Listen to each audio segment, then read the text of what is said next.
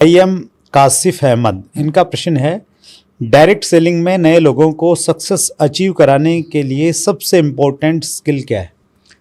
Okay, I think there is no एक कोई भी ऐसी स्किल नहीं है जो मेरे के लिए आपको सक्सेस दिला दे. I think there lot many things, but मुझे जो पर्सनली लगता है प्राइमरीली 3-4 थिंग्स है जो बहुत इंपॉर्टेंट है. जी. First is consistency.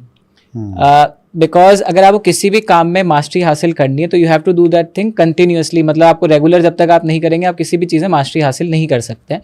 एंड अगर हम डायरेक्ट सेलिंग की स्पेसिफिकली बात कर लें, every other profession there is a clear path कि यार आपको ऐसे ऐसे पढ़ाई करनी है, एग्जाम देने हैं, ये आपका प्रोसेस है, उसके बाद आप एक प्रोफेशनल बनते हैं उस पर्टिकुलर फील्ड में, चाहे डॉक्टर हो, लॉयर हो, इंजीनियर हो. इन डायरेक्ट सेलिंग वैसा कुछ भी नहीं है. आपको कोई पर्टिकुलर एजुकेशन क्वालिफिकेशन नहीं लेना है, आपको कुछ भी नहीं करना है. सो आई थिंक कि एक कंसिस्टेंटली जब तक आप इस इंडस्ट्री के बारे में सीखेंगे नहीं, क्योंकि आपने स्कूल में पढ़ा नहीं, कॉलेज में पढ़ा नहीं, तो अब जब तक आप इसमें रेगुलर काम नहीं करेंगे तब तक आप नहीं इसमें सीख सकते और इसमें आप आगे नहीं बढ़ सकते हैं. तो रेगुलरली कंसिस्टेंटली हमें इसमें हार्डवर्क करना पड़ता है. तो फर्स्ट मुझे लगता है कि कंसिस्टेंसी बहुत इंपॉर्टेंट है. इसी पॉइंट पे मैं थोड़ा बात करना चाहता हूँ. कंसिस्टेंसी बहुत लैकिंग है हमारे यहाँ इंडस्ट्री में, और उसकी एक वजह आजकल सोशल मीडिया बन गया है. एक व्यक्ति डायरेक्ट सेलिंग में काम कर रहा है, सोशल मीडिया पे वो देखता है कि यार ये बंदा किसी दूसरी कंपनी में ये जल्दी अचीवमेंट ले गया, इसको गाड़ी आ गई, ये अपना चेक दिखा रहा है वहाँ पे, और उसको लगता है कि नहीं यार ये वाला शायद मेरा डिसीजन गलत हो गया, मैंने अच्छी कंपनी नहीं चुनी, शायद मेरा प्लान ठीक नहीं है, मुझे सपोर्ट नहीं कर रहे हैं. तो वो उसको छोड़ के फिर दूसरी में चला जाता है, वहाँ काम करता है, उसको लगता है कि नहीं यार यहाँ और ज़्यादा इश्यूज़ हैं, फिर वो तीसरी में चला जाता है. तो ऐसा आपने भी देखने को मिला होगा. 100%. और ऐसे लोगों को आप क्या कहना चाहेंगे?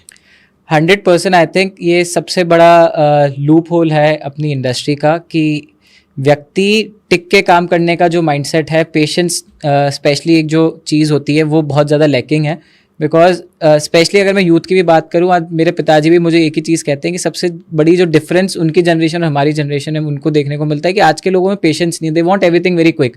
कैसे जल्दी से जल्दी कम से कम समय में मेरे को चीज़ें मिल जाए.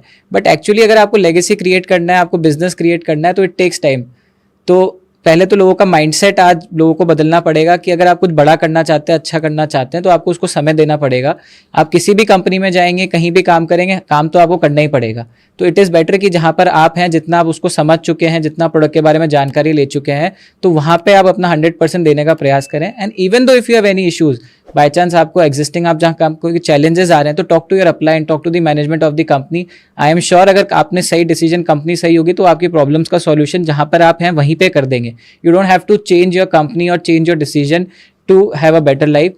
आपने उस समय भी जब डिसीजन लिया होगा कुछ सोच समझ के लिया होगा, तो थोड़ा उसको समय दीजिए. Take time, talk to your upline, talk to your management, and I am sure कि इससे आप बाहर आ सकते हैं जो भी आपके मन में विचार है. बिकॉज होता है, मतलब इट्स नॉट लोग, मैं ये भी समझता हूँ कि दूसरों के सक्सेस देख के आदमी परेशान होता है, क्योंकि आज आदमी खुद की खुशी में खुशी नहीं है, दूसरे की खुशी में ज्यादा दुखी है. वो एक साइड दिख रही है, बस उसके पीछे की भी एक साइड हो सकती है, वो बहुत बार नहीं दिखती है. तो आपने पहली चीज़ बताई कंसिस्टेंसी एक गुण होना चाहिए व्यक्ति में कामयाबी के लिए.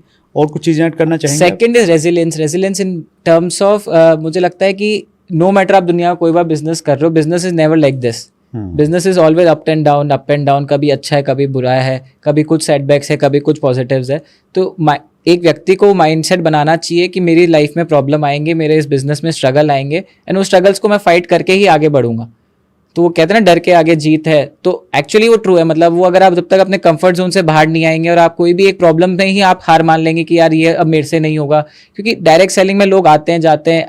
You know better than me कितनी टीम्स बनती है, कितनी टीम्स टूटती है, कितने अलग अलग चैलेंजेस फेस करने पड़ते हैं. तो उस समय डट के हमको काम करना है.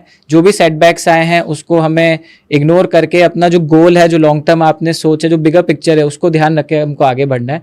So resilience is another second thing जो मुझे लगता है बहुत इंपॉर्टेंट है. पेशेंस तो जैसा मैंने आपको बताया, it's true for every business. मतलब दुनिया का कोई भी काम करोगे आपको पेशेंस तो रखना पड़ेगा, क्योंकि यू नेवर नो कि आपका कब वो क्लिक कर जाएगा. बिकॉज अगर मैं किसी भी मल्टीपल एग्जांपल्स लूँ, अगर जीरोधा का एग्जांपल लो, जोमेटो का, आज बड़े बड़े जो स्टार्टअप्स है, इनिशियली 10 साल कुछ भी नहीं थे, बट एकदम से मार्केट में पेनिट्रेशन बढ़ा. तो अगर आप लगे रहोगे, डटे रहोगे, तो यू नेवर नो कि आपका कब उस मेहनत का आपको फल मिलेगा. So patience is another thing which I think जो बहुत एक डायरेक्ट सेलिंग लीडर्स को हेल्प कर सकती है उनके करियर बिल्ड करने के लिए। That's great.